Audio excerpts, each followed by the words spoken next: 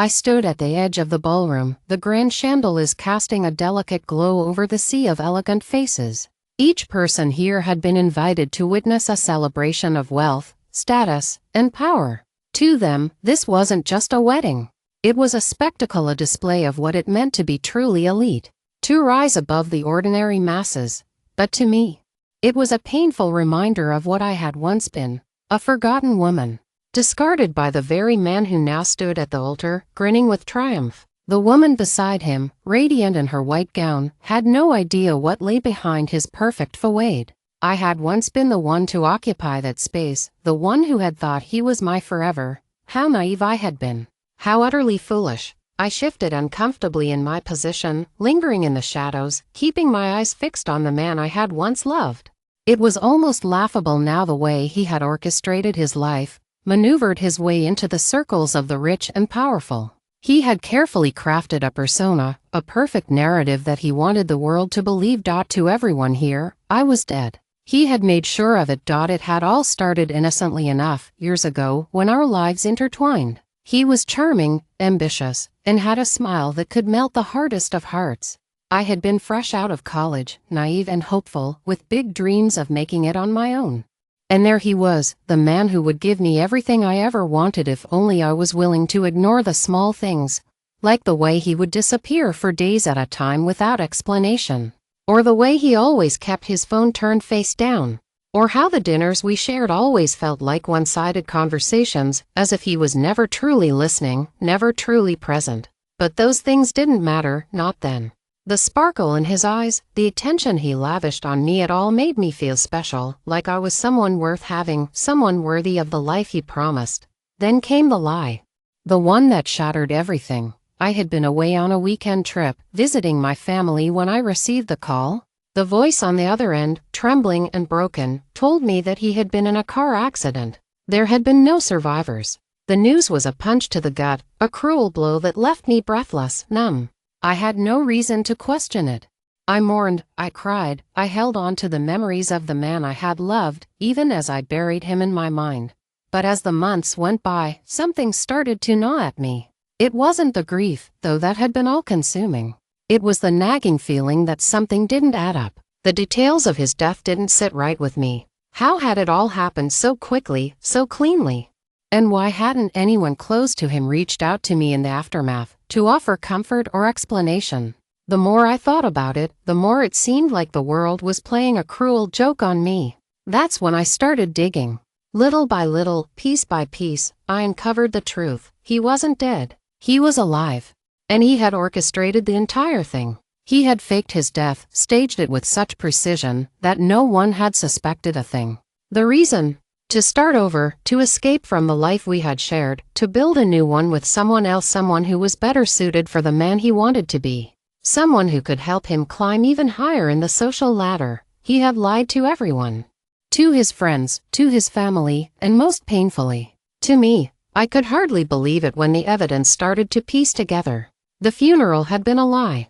The funeral director who had handled the arrangements, a paid accomplice.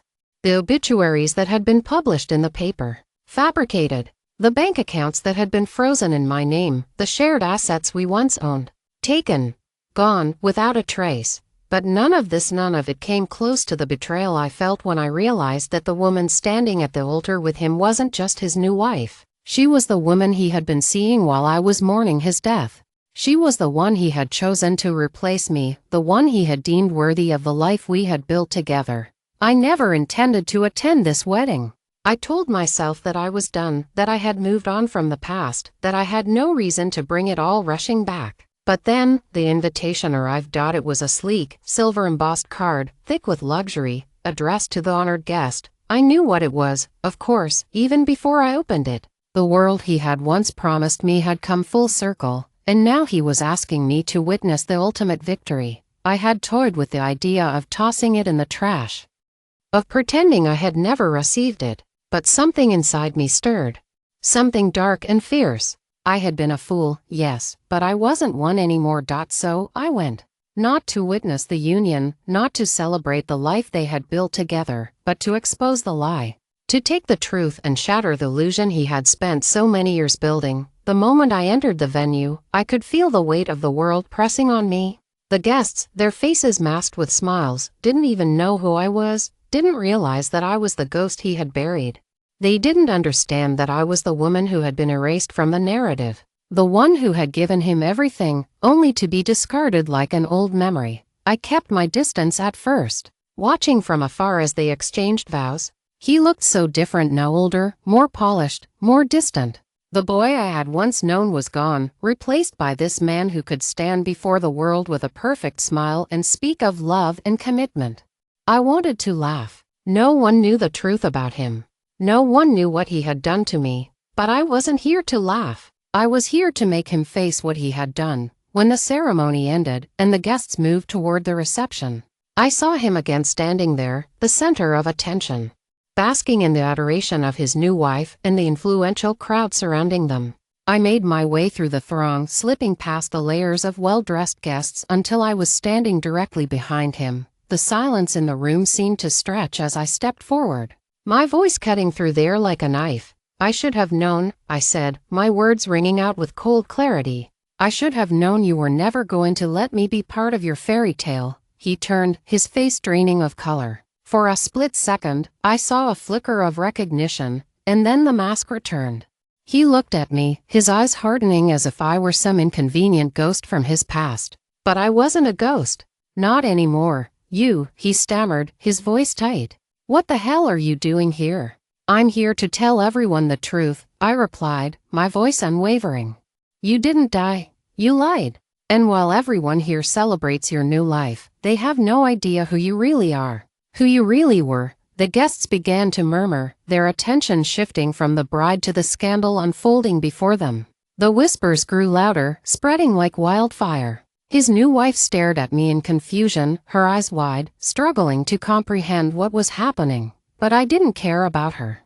Not now. I turned to the crowd, letting them all see me see the woman he had buried in his quest for power. He didn't just fake his death. He used it as an excuse to escape from the life we built together. He lied to all of you. He lied to me.